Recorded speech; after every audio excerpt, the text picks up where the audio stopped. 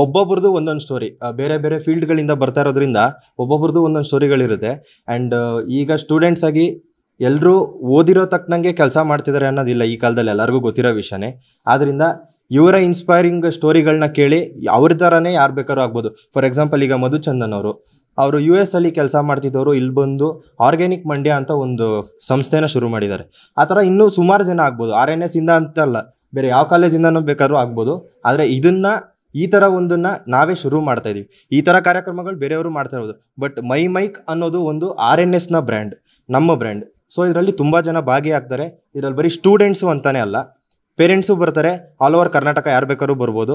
And registration ಇರುತ್ತೆ. Registration fee ಎಲ್ಲ ಏನಿರಲ್ಲ, ಫ್ರೀ ಇರುತ್ತೆ. ಗೂಗಲ್ ಫಾರ್ಮ್ ಲಿಂಕ್ ಇದೆ. ಆ್ಯಂಡ್ ನಮ್ಮದು RNS FGC RNS IT MBA ಅಂದ್ಬಿಟ್ಟು ಸೋಷಲ್ ಮೀಡಿಯಾಲಿ ಇನ್ಸ್ಟಾಗ್ರಾಮ್ ಪೇಜ್ ಇದೆ, ಅದನ್ನು ಫಾಲೋ ಮಾಡಿ. ಸ್ಟೋರಿ ಆಗಲಿ ಪೋಸ್ಟಲ್ಲಾಗಲಿ ಗೂಗಲ್ ಫಾರ್ಮ್ ಲಿಂಕ್ ಇದೆ. ಅದಕ್ಕೆ ಹೋದರೆ ನೀವು ನಿಮ್ಮ ಡೀಟೇಲ್ಸ್ಗಳನ್ನ ಫಿಲ್ ಮಾಡ್ಬೋದು.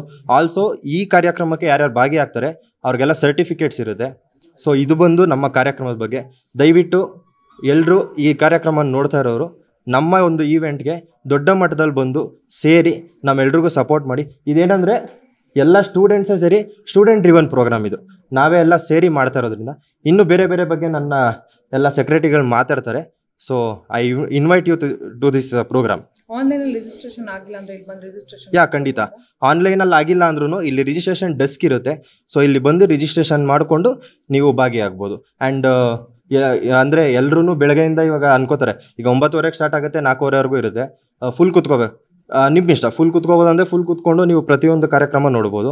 ಆ್ಯಂಡ್ ಈಗ ಕೆಲವರು ಈಗ ಮಧುಚಂದನ್ ಅಂದರೆ ಅವ್ರಿಗೆ, ನವಿಶಂಕರ್ ಅಂದರೆ ಅವ್ರದ್ದು ಸ್ಟೋರಿ ಕೇಳೋಕೆ ಅಂತಲೇ ಇರ್ತಾರೆ. ಸೊ ಆ ಥರನೂ ಬಂದು ಆ ಈವೆಂಟ್ಗೆ ನೀವು ಭಾಗಿಯಾಗಿ ಆ ಈವೆಂಟ್ನ ಬಗ್ಗೆ ತಿಳ್ಕೊಂಡು ಅವರ ಲೈಫ್ ಸ್ಟೋರಿಗಳನ್ನ ಕೇಳ್ಕೊಂಡು ಮುಂದುವರಿಬೋದು.